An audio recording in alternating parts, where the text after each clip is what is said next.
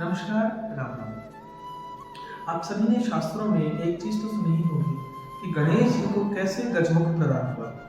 जहाँ एक तरफ ये कहानी आती है कि भगवान शिव ने स्वयं भगवान गणेश का सर धड़ से अलग करके फिर बाद में उनको गजमुख प्रदान किया था। वहीं शनि चालीसा के अंदर में एक दूसरी कहानी आती है कि कैसे शनिदेव जब गणेश जी के दर्शन करने आते हैं तो उनकी दृष्टि की वजह से उन्हें गजमुख लेना पड़ता है। अब यहाँ एक बहुत कॉमन सा क्वेश्चन होता है, बहुत कॉमन सा प्रश्न होता है कि सर दोनों में से सही कहानी क्या है? What was the original story?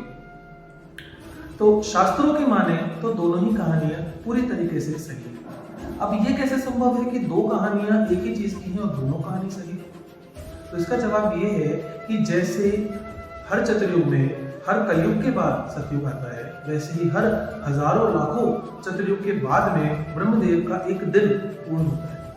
और जब ब्रह्मदेव का एक दिन पूर्ण होता है तो फिर उसके बाद दिन के बाद आती है रात्रि, और तब ब्रह्मदेव अपनी पूरी की पूरी माया को समेट के, ये पूरा संसार को सबको समेट के रात्रि में शाम करते हैं। इस तरह से जब ब्रह्मदेव की आयु समाप्त होती है तब परम परमेश्वर परमात्मा जो है अपनी पूरी माया समेट के, ये तीनों हम जिनको त्रिदेव कहते हैं, वह तीनों त्रिदेव भी उस परम परमेश्वर में लीन होके सब कुछ एक में शांत हो जाता है और फिर नवीन निर्माण वापस से शुरू होता है।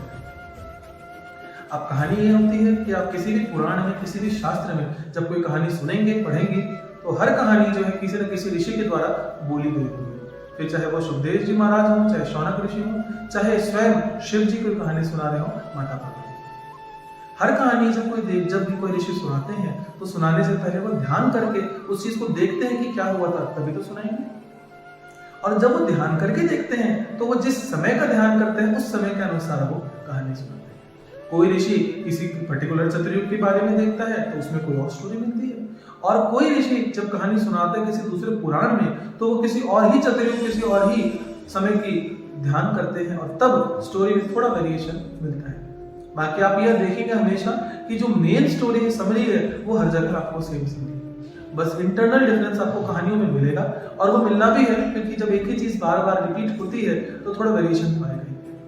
बाकी हम इतना जरूर जानते हैं, मानते हैं कि शास्त्रों के अंदर में जो भी हम पढ़ते हैं, जितनी भी कहानियां पढ़ते हैं, वो सारे के सारे सही है और हमें उन्हीं के अनुसार ज्ञान लेना चाहिए। राम राम।